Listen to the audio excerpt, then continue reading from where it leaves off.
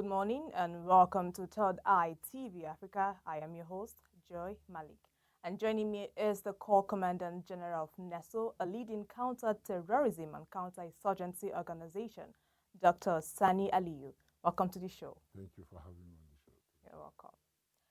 As we continue to grapple with the threats of terrorism and insurgency in our region, the role of security agencies like NESO has become increasingly critical. But with the use of force often being a controversial aspect of counter-terrorism and human rights and avoid civilian casualties. Well, today we will be exploring these and other key questions with the Corps Commandant General. We'll also discuss how NASO coordinates with other security agencies to ensure a unified response to counter terrorism efforts, the importance of community engagement and outreach in preventing radicalization, and the strategies being implemented to combat the growing threats of terrorism and insurgency. We'll also examine the challenges facing NESO and other security agencies and how they are being addressed. And in the area of amnesty, we'll look at how security agencies are supporting the rehabilitation and reintegration of former terrorists of insurgents who have renounced violence and are seeking to reintegrate into our society. Our guest, the Corps Commandant General, brings a wealth of expertise and experience to the table, and we are honored to have him with us today. So let's dive right in and explore these critical issues. General, thank you again for joining us. Thank you for having me on your program.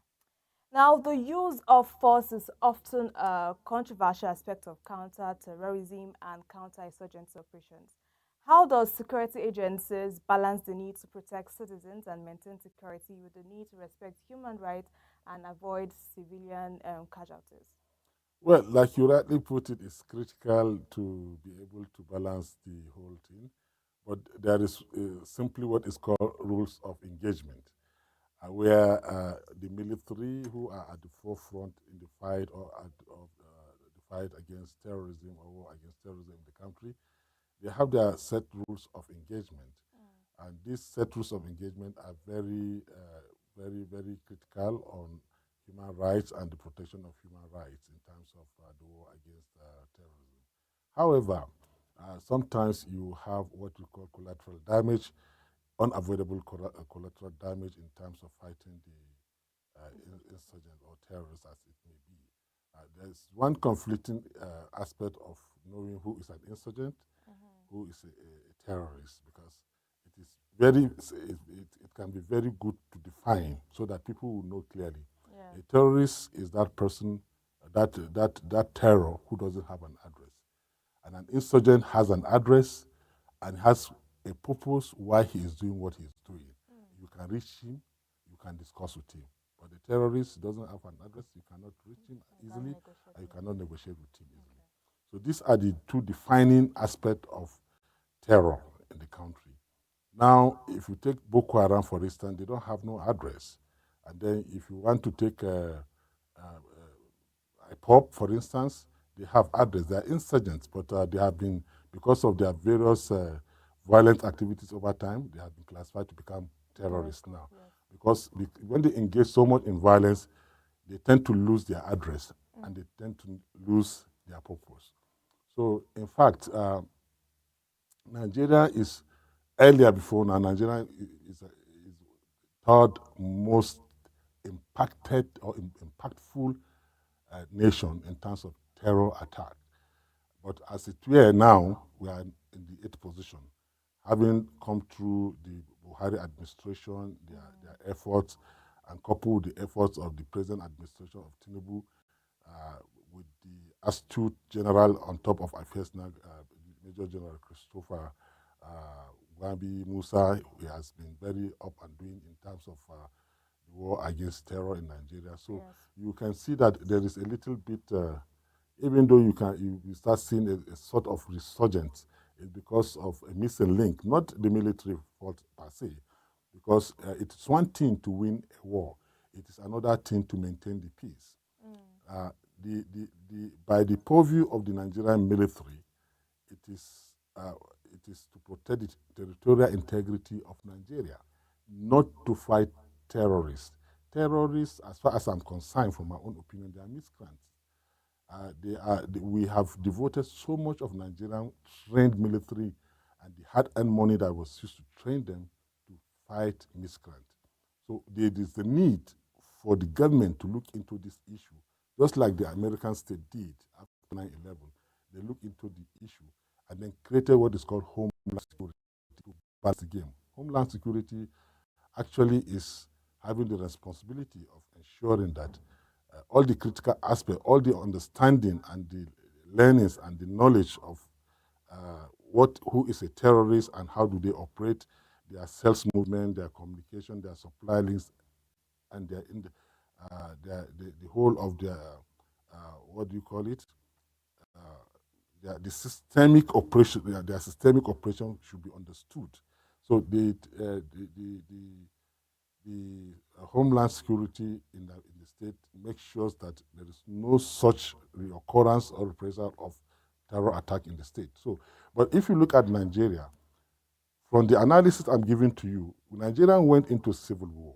The casualty Nigeria suffered during the civil war is much, much, much less than the casualties Nigeria is suffering now from the act of terrorism.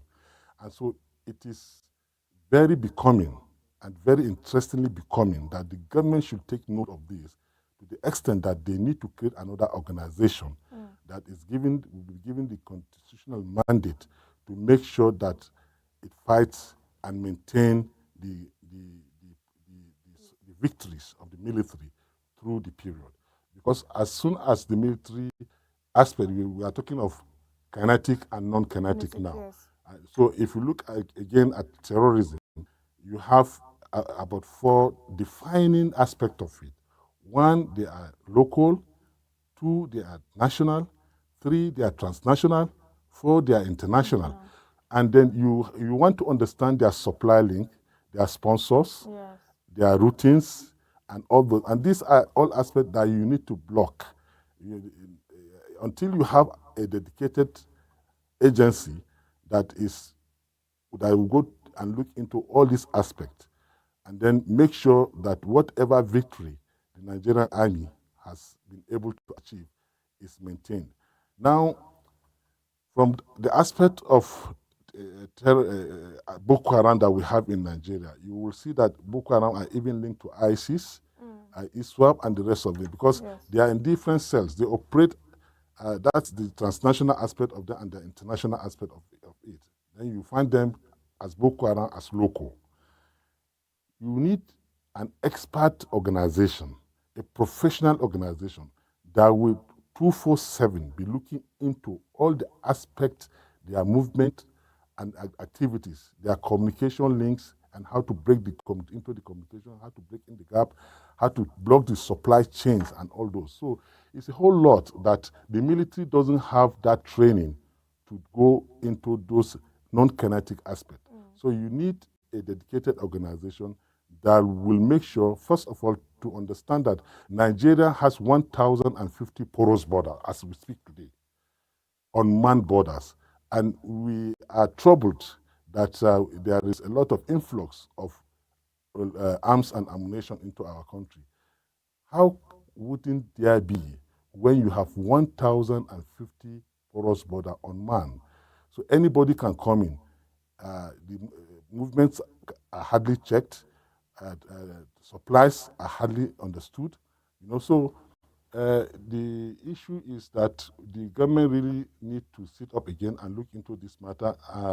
Taking this opportunity now to call on the National Assembly to look at the needs for creating this agency. If we want to go by the wisdom of former President Olusegun Obasanjo, when Nigeria was troubled this way of vandalism, pipeline busting, and all sorts of things, in his own wisdom, he looked around and saw civil defense, and now create civil defense and make them constitutionally accepted to be given the mandate to ensure the protection of critical government installations. Now, if we want to go by this argument, Nigeria has suffered more of losses in terms of lives, properties, and livelihood in the spate of these Boko Haram or terrorist and insurgent campaign. And yet, there is no single organization in the country that has been given that mandate to either checkmate this thing and be able to be held responsible where they failed or to be praised where they succeed. As it is today, you cannot hold the military for this reprisal coming up. But if you have such an organization, you can even say, okay, the head of the organization is not performing, you fire him and bring somebody else that can perform. So we really need to, the government of the federation really need to create an agencies to fill in the gap, because this is the missing link. And that is why Nigeria, you start feeling as if the military is not doing much. The military has done so much so that we can travel everywhere, most part of the northern part of the country that you cannot dare travel at the times you are traveling now. Because I remember in 2015, 2016, during President Muhammad Buhari, I was traveling at night from Kano to Borno State. I was going for the President October 1st, 2015 October 1st celebration. He did it in Borno State. I was traveling on road because I wasn't. I was invited, but it came late and there was no flight, so I had to go on road. And I remember the trouble I went through on road, seeing a lot of vehicles parked that they cannot be, from 6, you can't move around that area. And we start seeing roadblocks from roadblock to another. We got into Yobe around 2 a.m. It was hectic, it was terrible, it was as if we were in a war zone in Nigeria. Now, if you are going through the same road this time, anytime now, you don't see such mounted roadblocks again. So if you want to say the military has not performed, it means you are not really in the country. The military has actually done very, very well. The issue is that terrorism is not a thing that you can say you have won outrightly and you have erased them completely. No, it's not done that way. You can only maintain them to a particular manageable level such that they cannot be very effective again. And the only way you can get this thing done is by getting them the hunter's steed. Now you get them, and the government created an organization now and make them the hunters of the hunted. You understand? So unless we go that way, we always have the reprisal of terrorists coming up, like the Lukrawas. They were here before, but ran away and later resurged again. They came, returned again. So it will always be going front and back, and So we must do something by closing in the gap by creating another agency called Counter-Terrorism Agency with all the full soldiers, not the one they are having today in the NSA office that is just a building. But you must have full soldiers that will go down and make sure that every aspect of countering terrorism, and even if it means the kinetic aspect and the non-kinetic aspect, the organization should be able to deliver. Okay, as the Commandant General of NESO, I need you to tell us how NESO coordinates with other security agencies such as the military and the police to ensure a unified response to counter-insurgency in the country. Well, we have been playing our part. In fact, we have been at the forefront in the war against terror in Nigeria. And